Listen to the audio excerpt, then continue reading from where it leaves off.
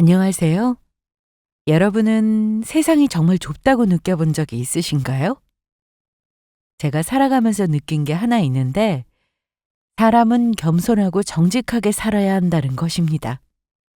언제 어디서 누군가를 만나게 될지는 아무도 모르기 때문이죠. 세상이 정말 좁다는 걸 제대로 경험했거든요. 아마 이걸 제대로 느꼈을 사람은 저보다 전 남친이었을 겁니다. 생각 없이 한 행동 때문에 소중한 사람을 잃고 뒤늦게 후회해봤자 소용없다는 걸 알았을 테니까요. 또한 욕심이 과하면 화를 부른다는 말도 뼈저리게 느꼈을 겁니다. 저는 어린 시절 지방에서 살았는데 서울에 있는 대학교에 합격하게 되면서 서울살이를 시작하게 되었습니다. 저보다 부모님이 제 합격 소식에 더 기뻐하셨는데요. 아니, 정말 합격이야? 어, 여보, 여보! 아니, 무슨 큰일이라도 났어요? 아, 왜 이렇게 불러요? 큰일 났지? 예은이가 합격했어! 어머나, 정말? 정말이야? 손에 꼽는 명문대는 아니었지만 그래도 이름을 말하면 누구나 알만한 대학이었고 제가 목표로 했던 곳이라 너무 기뻤습니다. 하지만 서울살이가 그리 녹록지는 않았어요. 기대에 부풀어 학교 근처 하숙집에서 생활하기 시작했는데 서울에 아는 사람 하나 없던 처음에는 많이 외로웠습니다.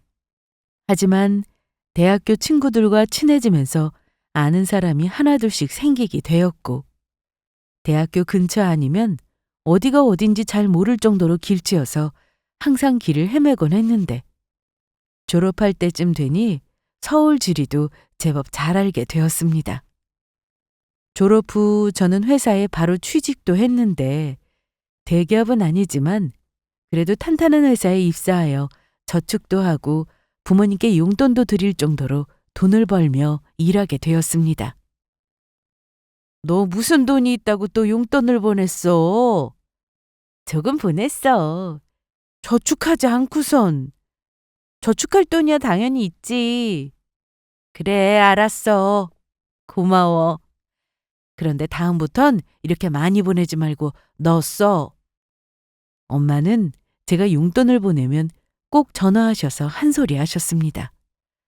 하지만 내심 목소리는 밝으셨어요. 자식한테 용돈을 받으니 기분이 좋으신 거겠죠. 그래도 제가 자주 보내면 꼭 돌려보내곤 하셨으니 아주 가끔씩 용돈을 보내드려야 했네요. 저는 한동안 취업을 하고 나서도 하숙집에서 계속 생활했는데 회사에서 거리도 있었고 어느 정도 돈도 모으고 나니 회사 근처 원룸 정도는 얻을 수 있어서 나왔습니다.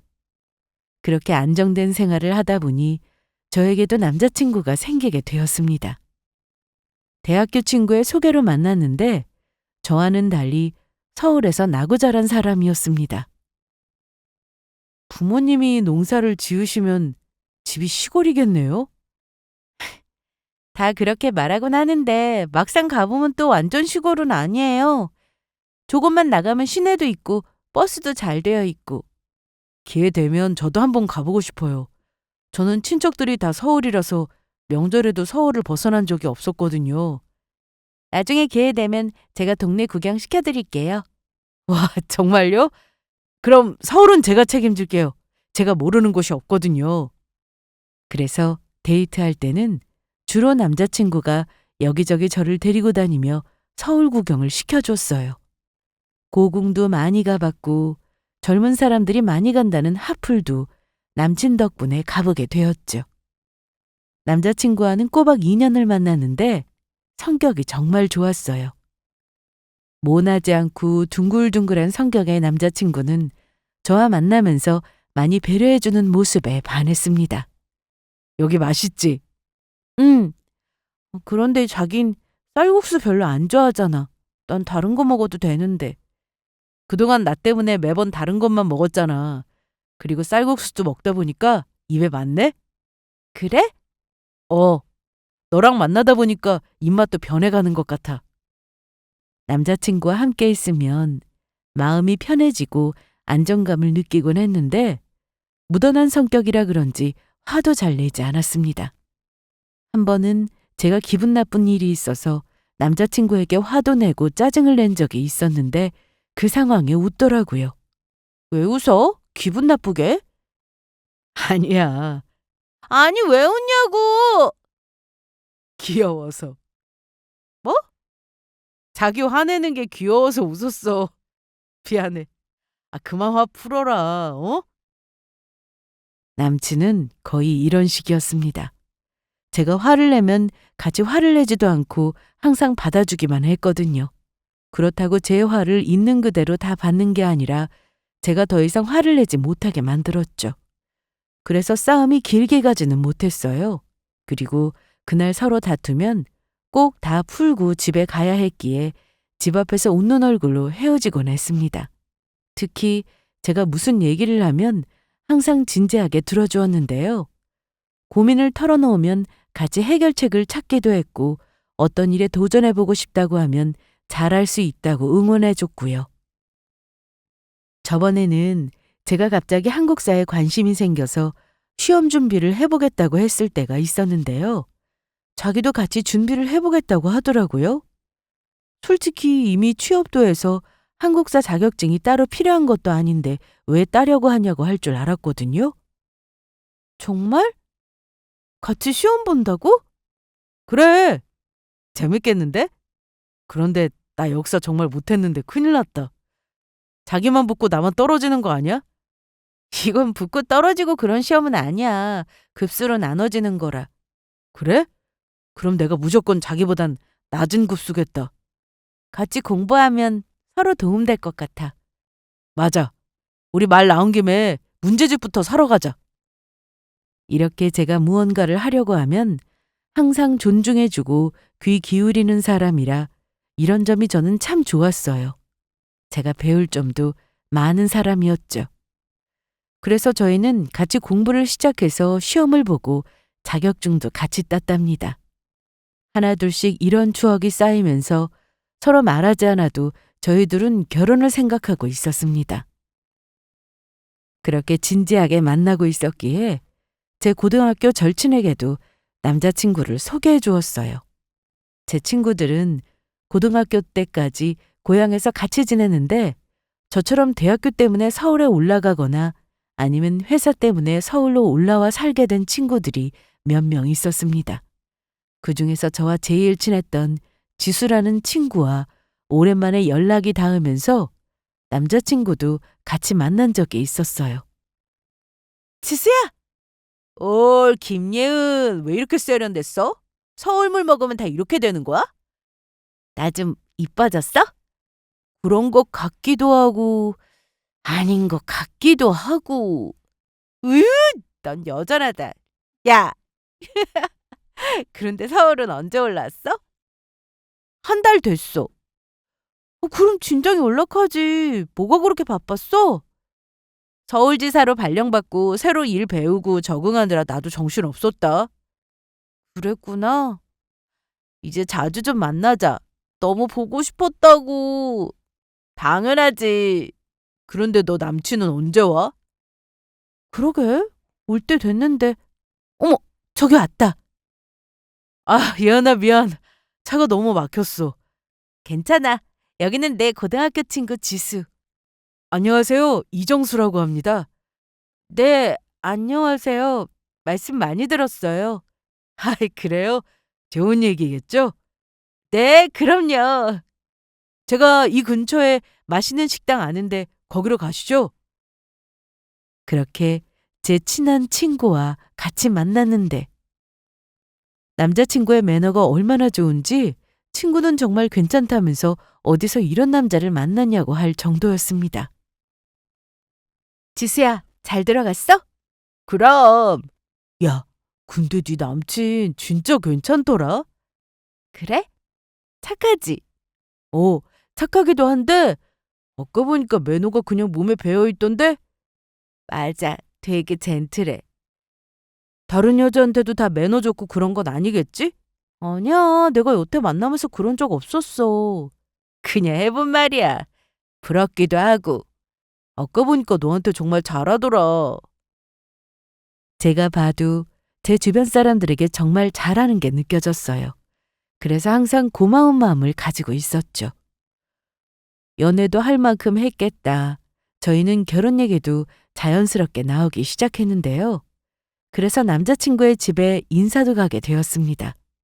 어머님은 7년 전 사별 후 혼자 계셨는데 아들 자랑을 정말 많이 하셨어요. 자식이 하나니까 이해는 됐습니다. 우리 정수가 태어났을 때 너무 잘생겨서 내가 깜짝 놀랐잖아.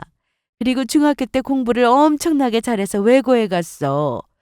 혹시 들었나 모르겠네? 아, 네, 그건 알고 있어요. 그래, 정수가 말했나 보구나? 암튼 하나 아쉬운 게 있다면 수능을 못 봐서 대학을 좀 낮춰서 갔다는 거? 그거 말고는 우리 정수가 뭐 어디 가서 아쉬운 소리하고 살 사람은 아니야. 엄마, 이제 그 얘기 좀 그만하세요. 예은이도 다 아는데. 그래, 알았다. 그런데 예은이 넌 혼자니? 아니에요. 오빠 한 명 있어요. 체육 선생님이고요. 부모님이 좋으시겠다. 자식이 둘이나 있으니까. 난 정수 낳고 애가 더 생겼으면 했는데 그게 잘 안 되더라고. 자식은 많을수록 좋아. 나이 드니까 외롭고 허전하고. 엄마도 참 친구들 많으시면서. 어머 얘! 친구랑 자식은 정말 다르지. 너희 결혼하면 자주 올 거지? 그러면서 어머님은 저희가 결혼을 하면 자주 놀러 오라는 말씀도 하셨습니다. 그러길 바라셨고요. 그런데 크게 부담되지는 않았어요. 남자친구가 중간에서 알아서 잘하겠다고 먼저 말해줬거든요. 아까 우리 엄마 말 너무 신경 쓰지 마. 무슨 말? 아, 자주 오라고 하신 거? 그냥 말씀만 그러신 거야. 우리 엄마 되게 바쁘거든. 낮에 친구들 만나러 나가시고 모임도 정말 많아서 주말에도 집에 없으실 때 많으시고. 친구분들이 정말 많으시구나? 나보다 더 많으실걸? 전에 개모임인가 아줌마들 그런 거 많이 하잖아. 그거 했다가 엄마가 돈을 잘 굴렸는지 그게 소문나서 여기저기 한다는 사람이 많아지고 그래서 그때 친구들이 많이 생겼다고 하더라고. 가끔 그분들이 집에 놀러 오기도 하고. 내가 이 나이에 엄마 친구들한테 용돈도 받는다니까? 어머님은 여기저기 발이 넓으신 것 같았어요. 그리고 남자친구가 어머님 말씀을 너무 신경 쓰지 말라며 자기가 다 알아서 한다고 하니 그 말도 믿음이 갔습니다. 예비시댁에 인사를 했으니 남자친구도 저희 집에 인사를 가야 했는데 저희 부모님은 지방에서 농사를 짓고 계셨기 때문에 하루 시간을 내야 했습니다. 그렇다고 엄청 먼 시골은 아니었어요. 서울까지 부모님이 올라오시는 게 힘들다 보니 저와 남자친구는 토요일 아침 일찍 부모님을 뵈러 내려갔습니다. 여기야? 응, 차는 여기다 세우면 돼. 그런데 집에 아무도 없는 것 같네? 다들 어디 가셨어? 우리 오는 거 모르시나? 아니야, 내가 미리 말씀드려서 아시지. 그런데 지금이 한참 바쁠 때라 일하러 나가신 것 같아. 내가 전화해 볼게. 그래서 저는 도착 후 아빠에게 전화를 드렸고 1시간쯤 뒤에 엄마가 급하게 오셨습니다. 예은아! 엄마! 오느라 고생했지? 차 타고 편하게 왔지 뭐. 정수 씨, 여기는 우리 엄마야. 인사드려. 안녕하세요. 이정수입니다. 그래요. 먼 길 오느라 고생 많았어요. 많이 기다렸죠? 아유, 내 정신 좀 봐. 일하고 오느라 작업 북차림인데 금방 옷 갈아입고 올게요. 천천히 해, 엄마. 그런데 아빠는? 아빠는 마무리할 게 있어서 그거 하고 오실 거야. 해가 지고 아빠까지 집에 오시자 저희는 다 같이 저녁을 먹었는데 엄마가 미리 삼계탕을 해놓으셨더라고요. 그래서 정말 맛있게 먹었습니다. 하루 자고 갈 생각으로 내려온 거라 저녁을 먹고 동네 구경도 할 겸 산책도 할 겸 해서 남자친구와 둘이 나왔는데 좀 불편해하는 얼굴이었습니다. 자기 많이 불편해? 아니야, 괜찮아. 좀 어색해서 그래. 그런데 벌레가 정말 많다. 당연하지. 조금만 더 가면 다 논이고 밭인데. 참, 형님은 안 오시나? 늦게나 도착한다고 했으니까 곧 오겠지. 오빠는 다른 지역에서 혼자 살면서 체육 선생님으로 일하고 있었는데 제가 결혼할 사람을 데리고 온다고 했더니 늦더라도 꼭 온다고 했습니다. 사실 저희 본가는 서울에서 3시간이면 오는 거리라 아침 일찍 왔다가 저녁 때 올라가기도 했습니다. 하지만 온 김에 오빠도 보고 가려고 하루 자고 가기로 한 거였죠. 그렇게 늦게 도착한 오빠와도 서로 인사를 나누고 저희는 집에서 하루 자고 다음날 아침 일찍 서울로 올라왔는데요. 처음엔 남자친구가 많이 불편해하는 것 같더니 그래도 다음날은 밝은 표정이어서 마음이 놓였습니다. 양가에 인사도 드렸고 저희는 얼마 뒤 상견례도 했습니다. 그런데 이제 슬슬 결혼 준비를 하면 되겠다고 생각하고 있었죠. 하지만 문제가 생겼습니다. 상견례를 한 지 이틀 만에 어머님으로부터 문자가 한 통 왔는데 그 내용이 좀 씁쓸했어요. 긴 내용도 아니었습니다. 제 안부를 물으시며 건강 잘 챙기라고 하면서 다 좋은데 제가 남자친구보다 월급이 좀 적다는 게 아쉽다고 하셨죠. 이런 문자를 왜 보내신 건가 싶어서 바로 전화를 드려볼까 하다가 남자친구에게 전화했습니다. 정수 씨, 지금 통화돼? 괜찮아. 왜? 좀 전에 어머님이 문자를 하나 보내셨는데 혹시 어머님이 우리 결혼 반대하시는 거야? 어? 엄마가 뭐라고 보냈어? 월급 얘기를 하시던데 내가 정수 씨보다 적게 받는 게 좀 아쉽다고 하시면서. 솔직히 엄마가 전부터 얘기하던 부분이었어. 그럼 상견례 때는 왜 아무 말씀도 안 하시다가 이제 와서 이러시는 거야? 내가 예은이 너랑 꼭 결혼해야겠다고 해서 엄마도 많이 양보하고 상견례까지 했던 거야. 너 처음 우리 집에 다녀가고 엄마가 나한테 너에 대해서 이것저것 물으셨는데 월급 얘기를 했더니 너무 차이 나는 게 아니냐고 하셨거든. 남자친구는 저보다 연봉이 1,500 정도 높습니다. 그러니 월급도 좀 차이가 났죠. 하지만 배 이상 차이가 나는 것도 아니어서 저는 크게 문제되는 부분이라 생각하지 못했는데 다른 문제도 아니고 월급으로 결혼 반대를 하실 줄은 몰랐습니다. 예은아, 내 말 좀 들어봐. 난 우리 엄마랑 생각이 달라. 난 그런 거 아무 상관없어. 너랑 꼭 결혼할 거야. 어머님이 반대하고 계신다며. 날 믿고 조금만 기다려줘. 어? 내가 우리 엄마 설득할 거야. 이런 일로 너 기분 상하게 해서 미안해. 그리고 결혼은 우리가 하는 거지 엄마가 하냐? 결혼해서 우리가 잘 살면 되는 거고. 남자친구는 저에게 결혼에 대해 굳은 의지를 보여주었습니다. 그래서 저도 남친을 믿었습니다. 사실 저나 남친에게 어떤 치명적인 문제가 있는 것도 아니었고 단지 월급 때문에 어머님이 절 안 좋게 보고 있었다는 말을 들으니 저도 속이 좀 상했습니다. 하지만 이때까지만 해도 저는 남자친구를 정말 많이 좋아하고 있었고 남자친구 역시 저와 같은 마음일 거라고 생각했습니다. 그날 이후로 저는 평소처럼 남친과 연락하며 지냈고 퇴근하고 자주 만났습니다. 남친은 저와 잠깐 얼굴만 보고 헤어지는 날에도 항상 같은 얘기를 했습니다. 엄마한테 내가 잘 얘기하고 있어. 네가 다니고 있는 회사도 좋은 곳이고 승진하면 연봉도 더 높아질 거라고. 월급에 너무 신경 쓰지 마시라고 내가 계속 말씀드리고 있으니까 걱정 마. 엄마가 사회생활을 안 해보셔서 잘 몰라. TV에 나오는 회사만 좋은 회사인 줄 아시니까. 저도 사람인데 서운한 마음이 왜 들지 않았겠어요. 하지만 남자친구나 저나 서로 사랑하는 마음은 변함이 없었고 특히 남친이 이런 일로 헤어지는 건 말도 안 된다며 어떻게든 설득할 거라고 부탁했기에 믿었습니다. 그렇게 한 2주 정도 시간이 흘렀는데 남자친구가 기쁜 목소리로 전화를 했습니다. 예은아, 됐어. 뭐가? 엄마가 허락하셨다고. 정말? 엄마가 생각이 너무 짧았다고 그러시면서 너한테 사과하고 싶대. 그래서 이따가 퇴근하고 같이 만났으면 하시는데 너 시간 돼? 시간이야 되는데 어머님이 정말 그러셨어? 그렇다니까. 나만 믿으라고 했잖아. 내가 우리 엄마 설득할 자신이 있다고. 이왕이면 축복받는 결혼을 올리고 싶었기에 너무 다행이라고 생각했습니다. 그래서 퇴근 후 회사 근처에서 어머님과 남자친구를 만났습니다.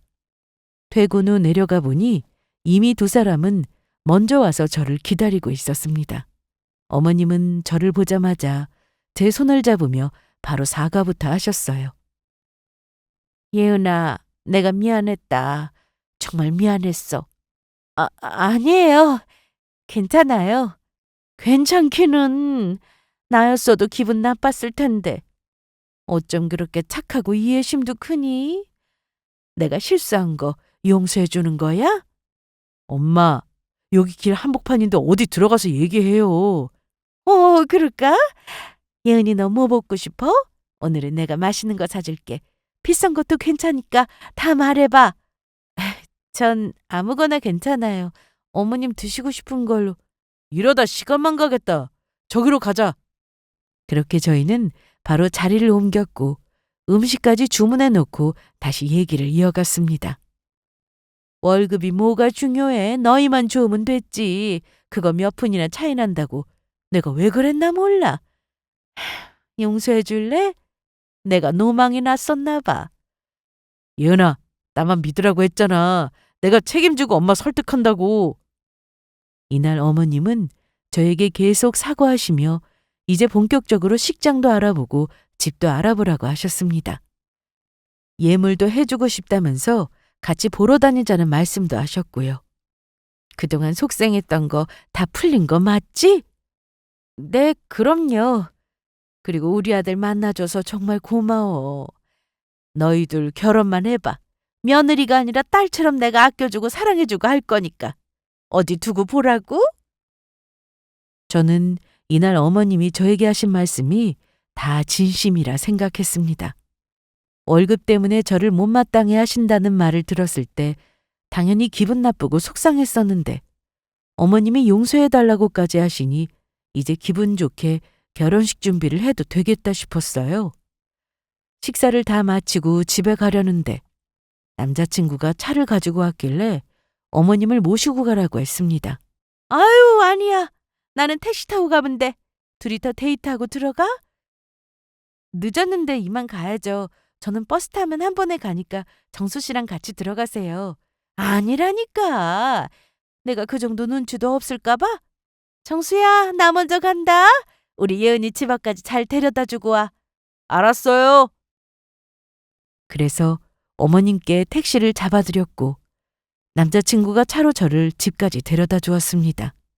집에 가는 차 안에서 남자친구는 이런 말까지 했어요. 예은아, 그동안 마음고생 시켜서 정말 미안해. 내가 결혼해서 진짜 잘할게. 그런데 어머님이 왜 갑자기 마음 바꾸신 거야? 갑자기라니. 내가 계속 말씀드리기도 했고 주변에서 들은 얘기도 있으셨는지 빨리 너랑 만날 자리부터 마련해달라고 하셨어. 큰 실수한 것 같다면서.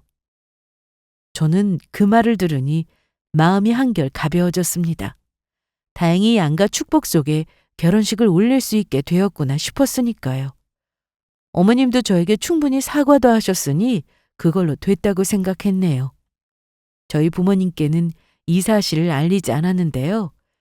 아시면 속상해하실 게 뻔했고 남자친구가 기다려달라고까지 부탁까지 했으니 잘 될 거라 믿었는데 다행히 일이 잘 풀리게 된 것 같았습니다. 그런데 집에 거의 다 와갈 때쯤 문자가 한 통 왔습니다. 보낸 사람은 어머님이었어요. 하지만 읽다 보니 잘못 보낸 메시지였습니다. 남자친구한테 보내야 했던 문자였죠. 이 시간엔 누구야? 아니야, 광고 문자. 그런데 뭘 그렇게 심각하게 들여다보고 있어? 무슨 내용인가 읽어봤지. 저는 급하게 핸드폰을 가방에 넣었고 집 앞까지 데려다 줘서 바로 집으로 들어왔습니다. 그리고 다시 그 문자를 확인했어요. 너무 기가 막히고 황당했거든요. 문자 내용은 이러했습니다. 아들, 우리 예은이 잘 데려다줘. 그리고 뒷조사 안 했으면 어쩔 뻔했어. 10억짜리 아파트 놓칠 뻔했잖아. 그러길래 엄마 말 듣길 잘했지? 농사 짓는다고 해서 돈 한 푼 없는 줄 알았는데 사돈네 과수원까지 있다고 하니까 너 정말 잘해야 된다. 그러니까 앞으로 예은이 기분 잘 맞춰줘. 참, 미정이한테는 내가 잘 얘기할 테니 걱정 말고 운전 조심해서 오너라. 저는 처음에 잘못 본 줄 알았어요. 그래서 여러 번 다시 읽어봤는데 어머님이 번호를 헷갈렸는지 자기 아들한테 보내야 할 문자를 저에게 보낸 것 같았습니다. 문자에 정확히 뒷조사라고 써 있는 부분이 기막히면서도 무서웠어요.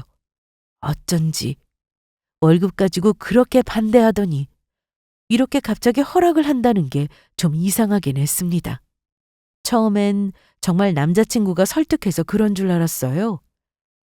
사과까지 하길래 저도 기분이 풀렸는데 뒷조사로 태도가 돌변한 것인 줄은 상상도 못했습니다. 부모님이 제가 어릴 때부터 농사를 지으셨고 과수원까지 하시면서 땅을 넓혀갔는데 그러다 보니 저와 오빠가 성인이 되었을 때 아파트를 한 채씩 주셨습니다. 부모님이 아파트를 구입할 당시에는 요즘처럼 집값이 엄청 비싸거나 하지도 않았고 큰 평수도 아니라서 큰 부담 없이 사셨던 것 같아요. 그걸 가지고 계시다가 저희에게 주신 거고요. 지금 제 명의로 된 아파트가 10억 가까이 올랐는데 매매가를 정확하게 알고 언급했다는 것이 소름 돋았습니다. 어디까지 뒷조사를 한 건지 무섭더라고요. 그래서 이걸 대체 어떻게 하면 좋을까 고민이 되었고 거기다 미정이라는 이름은 또 누군지 싶었습니다. 분명 여자 이름인데 남자친구와 어떤 관계인지 궁금했죠. 당장 남자친구에게 전화를 걸어 이 결혼은 절대 못한다고 해버릴까 싶었지만 생각할수록 기분 나쁘고 괘씸했어요. 저와 똑같은, 아니 저보다 더 이 불쾌한 기분을 느끼게 해주고 싶었습니다. 그런데 진짜 세상 참 좁다는 말이 왜 있는지 알겠더라고요. 같은 동네에서 어린 시절을 함께 보내다 서울에서 다시 만났던 친구 지수가 저에게 큰 도움을 주었습니다. 바로 다음 날 회사에 출근해서도 여전히 고민 중이었던 저는 친구와 통화하면서 충격적인 사실을 또 하나 알게 되었고 그 때문에 제대로 된 복수도 할 수 있었습니다. 예은아, 너 결혼 준비 잘하고 있어? 그렇지 뭐. 정말이야? 남자친구랑 잘 만나고 있는 거 맞고? 왜 그러는데? 친구가 계속 결혼 준비에 대해서 자꾸 물어보니 뭔가 이상했습니다. 저는 전날 받은 문자 때문에 머릿속이 터질 것만 같아 신경 쓰고 있던 중이라 골치가 아팠는데 친구까지 이상한 질문을 하니까 짜증도 났어요. 그런데 그때 친구가 충격적인 얘기를 해주었습니다. 예은아, 놀라지 말고 내 말 들어봐. 우리 회사 동기 중 한 명이 얼마 전에 선을 봤다면서 마음에 들었는지 나한테 사진을 보여줬거든? 그런데 사진 속 남자가 네 남친인 거야. 뭐라고? 설마 그냥 닮은 사람이겠지. 너 내가 바본 줄 아냐? 사람도 못 구분하게? 저번에 우리 같이 만난 날 네 남친 얼굴 똑바로 기억하고 있다고. 나도 혹시나 싶어서 이름까지 물었는데 이정수라고 했어. 집안끼리 서로 아는 사이라고 하면서 부모님 성화에 나간 자리였는데 마음에 들었다고 하더라고. 네가 정수 씨랑 헤어졌으면 나한테도 연락 줄 텐데 하고 기다렸는데 아무 연락도 없고 해서 전화해봤어. 그럼 그 회사 동기한테 내 얘기 했어? 결혼할 여자 있는 사람이라고 말했냐고. 아니? 일단 너한테 먼저 확인부터 하려고 얘기 안 했어. 정말 헤어지고 선보러 나온 걸 수도 있는데 괜히 얘기했다가 일 커지면 어떡하냐? 그런데 넌 정수 씨랑 헤어진 게 아니라는 거지? 헤어진 적 없어. 정말 어이없다. 그럼 이게 대체 무슨 일이야? 네 남친은 대체 무슨 생각으로 상견례까지 해놓고 선을 보냐? 혹시 그 동기라는 사람 이름이 어떻게 돼? 이미정. 왜? 아는 사람이야? 그래서 문자에 미정이라고 그랬구나. 어? 그게 무슨 말이야? 아니야. 암튼 알려줘서 고마워. 내가 다시 전화할게. 참, 그 동기한테는 아직 아무 말 하지 말아주라. 그래, 알았어. 친구와 전화를 끊고 나서 저는 너무 기막혀 말이 안 나왔습니다. 문자 속 이름이 선본 여자였다니 이건 정말 조용히 끝낼 일이 아니라는 생각이 들었습니다. 일단 부모님께 이 사실을 다 말씀드렸어요. 처음에 월급 때문에 어머님이 저를 좋게 보지 않으셨다는 내용부터 전부 다요. 그런 집이라면 나도 싫다. 월급 그거 얼마나 차이 난다고 그것 때문에 반대를 해? 내가 볼 땐 월급은 그냥 핑계야. 더 나은 조건을 찾으려고 그런 거였겠지. 지금 아빠도 옆에서 난리다. 여보세요? 아빠야. 지금 내가 당장 올라가서 그 자식 가만 안 둘 거니까 너 그렇게 알고 있어.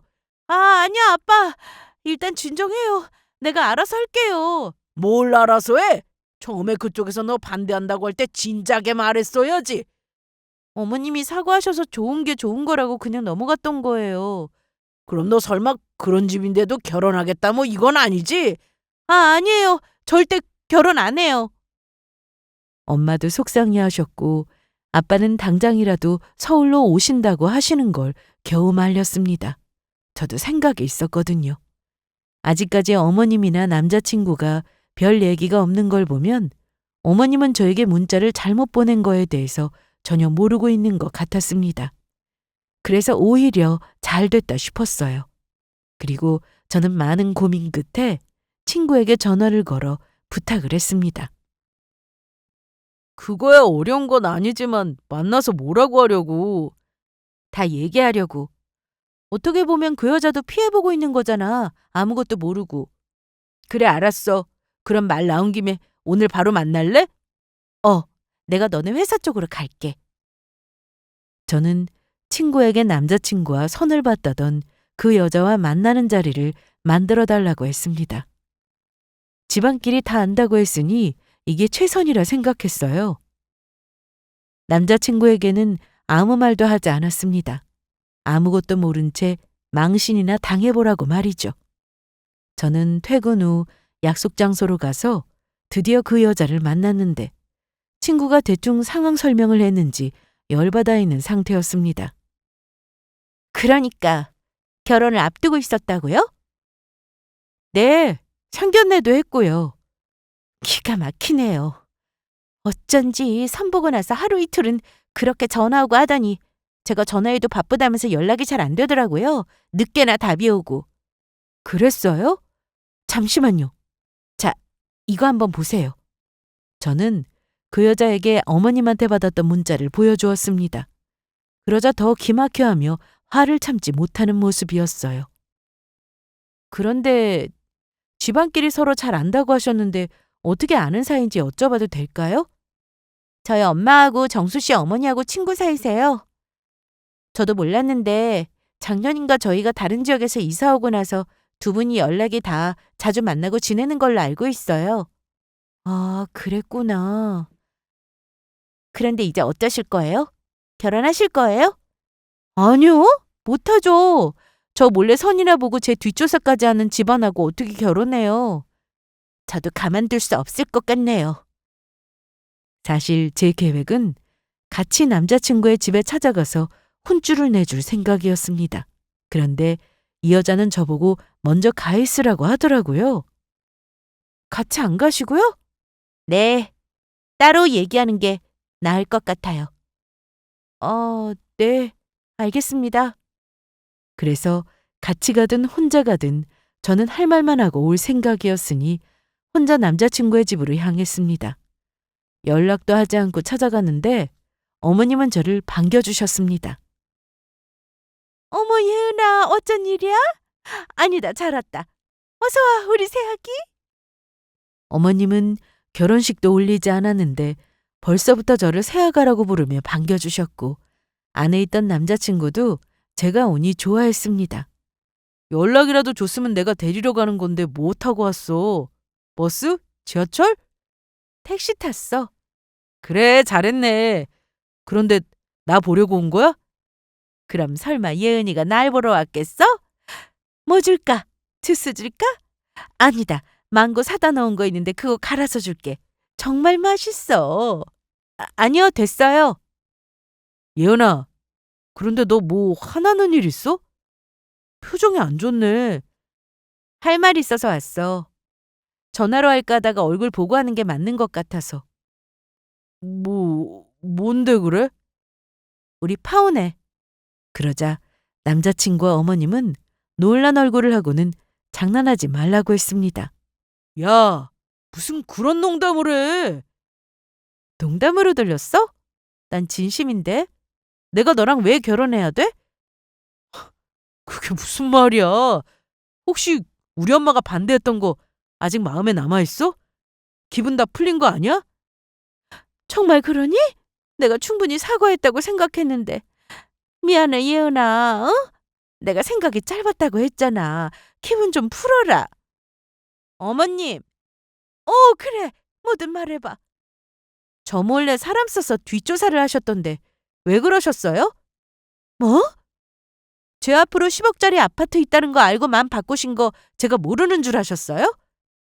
아니, 네가 그걸 어떻게 알았어? 분명히 비밀 보장 100% 된다고 했는데. 예은아, 일단 내 말을 좀 들어봐. 요즘은 많이들 그렇게 한다고 해서 그냥 나도 한번 해본 거야. 심각하게 생각할 필요 없다고. 아, 그래요? 그럼 저 몰래 선 본 건 뭐라고 설명하실 건가요? 선? 무슨 선? 너 아무리 화가 나도 이렇게 생사람 잡는 건 아니지. 내가 널 두고 무슨 선을 봤다고 그래? 남자친구는 눈 하나 깜짝 안 하고 저에게 거짓말을 했습니다. 너랑 선 본 여자 이미정! 너 정말 모르는 사람이야? 뭐? 남친은 계속해서 선 본 적 없다고 잡아댔지만 당사자가 나타나자 아무 말도 못했습니다. 몇 분 뒤 초인종 소리가 들려 남친이 나가봤는데 그 여자가 도착했습니다. 그런데 혼자 온 게 아니라 그 여자의 엄마가 같이 왔더라고요. 어머님의 얼굴은 사색이 됐고 남친도 어쩔 줄 몰라 했는데 저는 가만히 지켜봤습니다. 그 여자의 엄마는 집 안으로 들어오자마자 어머님한테 삿대질을 하며 따지기 시작했어요. 야! 너 어떻게 이럴 수 있어? 어? 네 아들 상견례까지 했다면서 어떻게 내 딸하고 선을 보게 했냐고? 그렇게 내 딸 욕심난다고 하더니 이 여자 저 여자 비교하려고 그랬어? 얘 일단 진정 좀 하고 나가서 얘기하자. 손님도 있는데 여기서 이러지 말고. 오호라, 이 아가씨야? 아니, 나한테 얘기해. 어?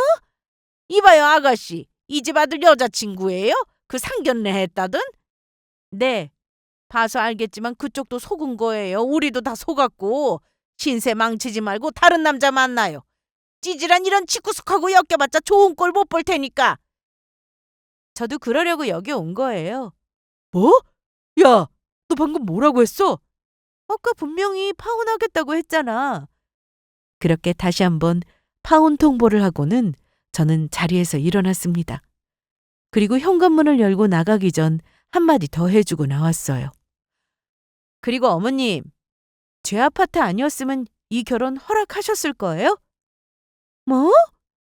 저한테 문자 보내셨잖아요. 아파트 놓치면 안 된다고.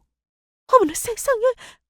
그럼 우리 아들한테 보낸 줄 알았던 문자가 너한테 간 거야? 그러길래 제대로 확인하고 보내셨어야죠. 아, 엄마! 대체 뭐 한 거야? 예은아, 나랑 나가서 얘기 좀 하자. 어?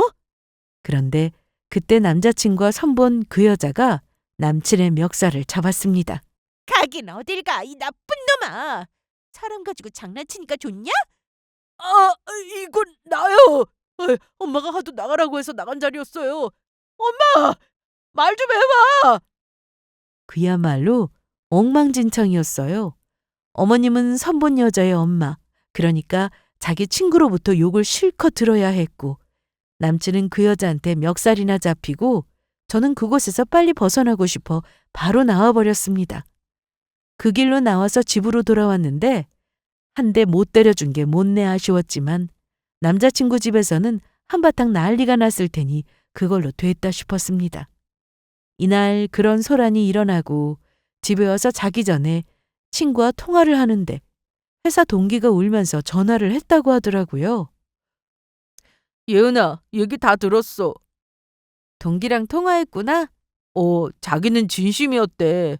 처음에는 선보는 게 싫어서 몇 번이나 거절했다가 엄마가 하도 나가보래서 나갔는데 마음에 들었다는 거야. 그래서 잘해볼 생각이었다고 하더라고. 정말? 어, 그래도 이 사실 몰랐으면 계속 마음에 들 뻔했다고 차라리 잘 됐다고 하더라. 넌 어때? 괜찮아? 난 괜찮아. 나도 아까 할 말 다 하고 나왔거든. 진짜 왜 그러고 사는지 너무 한심하다. 요즘 결혼해서 이혼하는 사람이 얼마나 많은데 파혼이 대수냐? 기운내. 나 괜찮아. 미련도 없고. 그래, 마음 잘 추스르고 똥 밟았다고 생각하자. 알았지? 친구한테 들으니 그날 제가 먼저 집에 가고 나서도 그 선본 여자의 엄마는 난리를 피웠다고 하더라고요. 어머님이 끝까지 인정하지 않고 뻔뻔하게 나오니 더 열받아서 눈에 보이는 물건들을 다 집어던지고 그 선본 여자는 남자친구의 뺨까지 때렸다고 합니다. 맞을 짓 했죠. 저는 그런 일이 있고 난 뒤 다 끝났다고 생각하고 지냈습니다. 남친도 그날 이후 아무 연락이 없었거든요. 그리고 얼마 뒤 여름 휴가가 되어 저는 부모님 일도 도울 겸 해서 부모님 댁으로 내려갔습니다. 부모님은 벼농사를 하셨는데 이후 지인이 하시던 과수원을 싸게 넘겨받고는 지금까지 함께 운영하고 계십니다. 그러다 보니 땅 크기가 넓어 두 분이서 하시기엔 힘드셔서 가까이 사는 친척분들이 오셔서 바쁠 땐 서로 돕기도 한답니다. 저와 오빠도 주말이나 휴가 때는 꼭 내려와서 같이 일을 하곤 했고요. 엄마, 아빠, 이것 좀 드시고 가세요. 더운데 뭘 여기까지 나왔어. 집에 있으라니까. 일 도우려고 온 건데 집에만 있으라고? 그래도 너무 무리하지 마. 해가 뜨거워서 잘못하다간 쓰러진다고. 알았어요. 알아서 잘할게요. 내가 농사일 한두 번 하나? 그런데 저 멀리서 누가 제 이름을 부르는 소리가 들렸습니다. 누구지 싶어 고개를 돌려봤는데 글쎄 전 남친이었어요. 저기 예은아. 야, 너 내가 여기 있는 줄 어떻게 알고 왔어? 너 혹시 아직도 내 뒷조사하고 다니니? 아니야, 그런 거 절대 아니야. 너희 부모님 찾아뵙고 사죄드리고 용서 빌려고 왔어. 네가 와 있는 줄은 정말 몰랐다고. 어이가 없네. 네가 용서 빌면 우리 엄마 아빠가 받아준대? 시끄러우니까 돌아가. 저는 논에서 일하고 있었고 부모님은 과수원 쪽에 계셔서 전 남자친구가 찾아온 걸 가족들은 모르고 있었는데요. 아빠가 하시면 정말 큰일 날 것 같아 빨리 돌아가라고 했습니다. 하지만 기다린다고 하더라고요. 아빠 하시면 너 진짜 가만 안 두실 거야. 분명히 말했다. 괜찮아. 각오하고 왔으니까. 참나. 네 맘대로 해. 그런데 전 남친은 한참을 땡볕 아래 서 있더니 어지러웠던지 어디론가 가버리더라고요. 그래서 집에 들어갔나 보다 하고 계속 일을 했는데 알고 보니 서울로 올라간 게 아니었습니다. 해가 지고 엄마 아빠 그리고 고모와 함께 집으로 갔는데 글쎄 집 마당에 전 남친이 혼자 앉아 있었습니다. 그 모습을 본 아빠는 난리가 났죠. 아니 너 이 자식, 너 지금 여기가 어디라고 찾아왔어? 어? 아버님, 죄송합니다. 용서 빌려고 왔습니다. 용서? 그게 용서가 되는 일이야? 너 잘 만났다. 우리 딸 상처 주고 넌 잘 살 줄 알았어? 그런데 아빠가 너무 화가 나셨는지 갑자기 농기구가 있는 쪽으로 가시는 거예요. 저와 가족들은 그걸 보고는 큰일 나겠다 싶어서 아빠를 다 말렸습니다. 아빠, 그건 안 돼! 이거나! 저 자식은 온줄을 내줘야 해! 아이고 여보, 이걸 어쩌시려고요? 저걸로 사람 때리면 큰일 나요! 그러자 아빠는 너무 화가 나셨는지 그대로 집을 나가셨습니다. 그만하고 빨리 돌아가. 아빠 다시 돌아오기 전에. 아니야. 용서 받아주실 때까지 나 기다릴 거야. 그러면서 갑자기 무릎을 꿇었습니다. 이때가 정말 더운 날이었고 모기도 진짜 많았는데 가라고 해도 말을 안 듣더라고요. 엄마와 제가 계속해서 그만 일어나라고 하며 한참을 실랑이를 벌이고 있었는데 그때 아빠가 다시 돌아오셨습니다. 그런데 손수레를 끌고 오셨어요. 전 남친은 아빠를 보자 자리에서 일어나 다가가서는 아버님, 용서해 주세요. 제가 정말 잘못했습니다. 저는 저희 엄마가 시키는 대로 한 거예요. 제가 원해서 그런 게 아니라고요. 뒷조사 그것도 저는 전혀 몰랐어요. 나중에 알았고요. 예은이랑 다시 잘 만나보고 싶습니다. 아버님이 저한테 욕을 하시든 때리시든 달게 받겠습니다. 뭐? 용서? 그리고 우리 딸하고 다시 만나? 이놈아 꿈깨! 그리고 이거나 받아! 아빠가 손술에서 뭔가를 꺼내 전 남친에게 던졌는데 뭔가 봤더니 소똥이었습니다. 소 키우는 집에 가서 똥을 가져오셨더라고요. 바지에 소똥이 묻은 걸 본 전 남친은 지독한 냄새에 소리를 질렀고 아빠는 그러거나 말거나 소똥을 또 던지려고 하셨어요. 너 이 자식! 내 딸 아파트를 욕심내더니 우리 논이랑 과수원도 그렇게 욕심나더냐? 니놈한테 줄 거라고는 소똥뿐이다! 이거는 받아! 그리고 나이가 몇인데 아직도 엄마가 시키는 대로 하고 사냐? 줏대도 없는 놈 같으니라고. 전 남친은 용서받을 때까지 있겠다고 큰 소리를 치더니 소똥을 맞고는 도망치듯 뛰어나갔습니다. 그 꼴이 너무 우스웠어요. 그리고 한편으로는 저렇게 찌질하고 못난 사람이 제 남자친구였다는 사실이 씁쓸했습니다. 전 남친은 그날 이후 서울에서 저 혼자 사는 집으로 몇 번이나 찾아왔었지만 문을 열어주진 않았습니다. 번호도 차단했기 때문에 정말 많이 찾아왔는데 한 번은 회사로 찾아와 저한테 잘못됐다고 빌다가 정강이를 발로 차이고는 많은 사람들 앞에서 망신을 당하기도 했습니다. 그리고 다시 한번 찾아와 귀찮게 하면 그땐 발로 차이는 거 말고 경찰서에 갈 준비하라고 했더니 그 뒤로 모습을 볼 수 없었습니다. 세상이 참 넓다고 생각했는데 어쩜 제 친구의 아는 사람하고 전 남친이 선을 볼 수 있었는지 하늘이 저를 도운 게 아닌가 하는 생각도 들었습니다. 결혼은 서로 사랑하는 마음도 중요하지만 됨됨이도 정말 중요하다는 생각이 듭니다. 눈앞에 욕심만 쫓다가 중요한 것을 놓치고 나면 돌이킬 수 없잖아요. 저는 그렇게 전 남친과 끝내고 아직 만나는 사람은 없습니다. 제 삶에 더 집중하고 싶어서 회사 일도 열심히 하고 부모님도 자주 찾아뵙고 있답니다. 언젠가 정말 저와 잘 맞는 사람을 만날 수 있기를 바라며 여기서 이만 제 사연 마치도록 하겠습니다. 감사합니다.